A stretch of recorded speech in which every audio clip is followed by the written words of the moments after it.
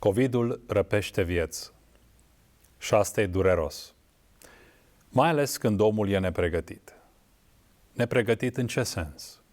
Împăcat cu Dumnezeu și împăcat cu semenii săi. În ultimele 2 săptămâni, într-o familie din biserica noastră, mama a decedat răpusă de COVID-19. Durerea a fost mare, evident. Dar dincolo de durerea despărțirii, familia a simțit o pace lăuntrică. De ce? Fiți atenți.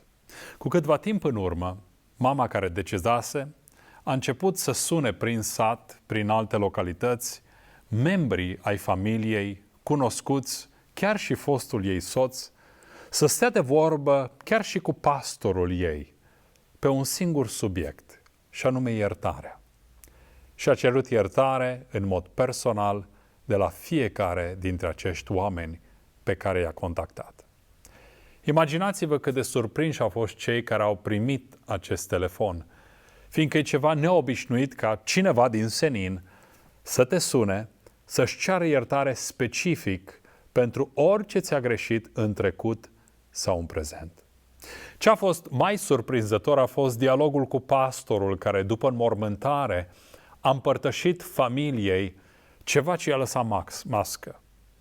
Această mamă avusese o vedenie în timpul ultimelei sale come diabetice, în care Dumnezeu a îndemnat-o să-și ceară iertare de la oricine considera ea că ar trebui. În urma acelei vedenii, cu doar câtva timp în urmă, i-a sunat pe toți. La doar câteva săptămâni după s-a infectat cu COVID și a decedat. Dumnezeu, dragii mei, o pregătise pentru plecarea din lumea aceasta. Împăcată cu Dumnezeu, împăcată cu semenii săi, împăcată cu sine. De ce? Fiindcă iertarea este importantă. E importantă pentru noi, e importantă pentru semenii noștri, dar e extrem de importantă pentru Dumnezeu. Dragul meu, suntem în săptămâna mare. Săptămâna mare a fost numită mare, fiindcă într-adevăr a fost cea mai importantă săptămână din viața Mântuitorului nostru. Săptămână în care El a fost crucificat, a murit și a înviat. Săptămână în care s-au pus bazele creștinismului. Pe de altă parte însă, săptămâna mare nu e mare doar pentru Dumnezeu, ci și pentru noi. Fiindcă Iisus Hristos n-a murit și n-a înviat pentru El, ci a murit și a înviat pentru noi, mai specific pentru iertarea păcatelor noastre. Fiindcă fără iertare, păcatul nu poate fi șters. Păcatul nu poate fi îndepărtat sau anulat și păcatul separă și omul de Dumnezeu și omul de semenii săi. Ei, dacă în anii trecuți n-am avut mult timp, fiindcă am fost prinși cu munca, cu pregătirile pentru Paște, cu cumpărături, cu alergări, iată că în săptămâna mare din anul acesta avem timp să cugetăm. Și vă îndemn să cugetați la iertare. În primul rând, întreabă-te dacă tu cu adevărat te-ai împăcat cu Dumnezeu, dacă realmente ai avut acel moment în viață când sincer, în mod personal, ți-ai cerut iertare lui Dumnezeu pentru păcatele tale. Momentul în care ai hotărât să ieși, să renunți, să te lepezi de păcat. Dacă ai avut un astfel de moment, ferice de tine, creștine, pentru că astfel poți cu adevărat sărbători Paștele.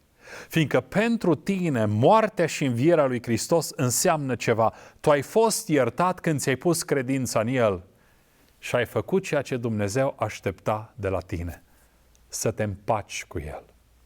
De aceea, în săptămâna mare, înalți o rugăciune de mulțumire și recunoștință la adresa lui Dumnezeu pentru prețul pe care l-a plătit pentru iertarea păcatelor tale. Dar tot în săptămâna mare, fă și tu altora ce a făcut Dumnezeu pentru tine în Iisus Hristos. Iartă precum și tu ai fost iertat.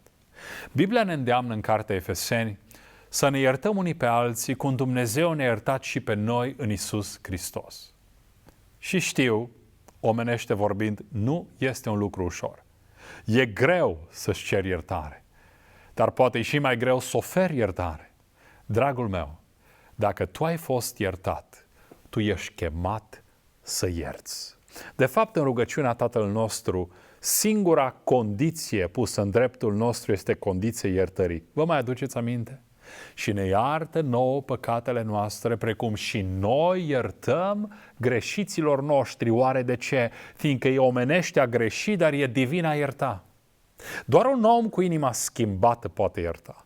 Doar un om care știe că l-a iertat Dumnezeu are puterea să ierte și n-are cum să nu ierte pe celălalt, fiindcă știe că o face de dragul Mântuitorului, care într-o săptămână ca aceasta l-a iertat și pe el. Nu-i ușor să ierți, dar nu i-a fost nici lui Dumnezeu ușor să ierte. Cine ar fi plătit un asemenea preț să-și dea propriul fiu să-i salveze pe alții? Și nu oricum, ci să îndure moarte de cruce. Iisus a suferit și și-a dus până la capăt jertfa ca noi să fim iertați. Ce-ar fi că în această săptămână, când n-ai cum să nu te gândești la jertfa Lui, să ierți și tu, să jertfești și tu. Jertfa înseamnă să faci ceva ce nu-ți vine natural, ceva ce să te coste. Iertarea costă, fiindcă îți calci în picioare orgoliul și uneori rănile din trecutul tău.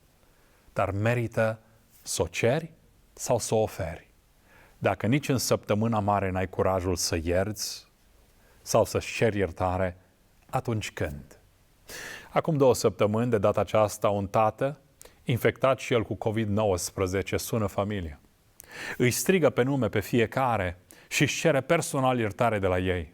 Chiar și de la acei copii cu care avusese animozitate ani de zile. De ce a făcut-o? Fiindcă în inima lui tatăl știa că trebuia să o facă. Era creștin.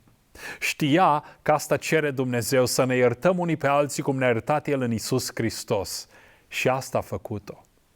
Știți ce e important? A doua zi, tatăl a încetat din viață în spital, răpus de COVID-19. Încă un caz în care acel om a murit în păcat cu Dumnezeu, dar și în păcat cu cei dragi ai săi. Dragul meu, hai să facem și noi ce a făcut Hristos, să ne iertăm unii pe alții. Poate ai și tu o mamă sau un tată, poate un fiu sau o fiică, poate o soră sau un frate față de care știi că trebuie să-și ceri iertare sau să acorzi iertare.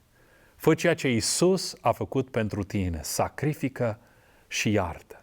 Fă ceea ce Dumnezeu a făcut pentru tine, oferă și tu iertare, fiindcă iertarea este esența săptămânii mari.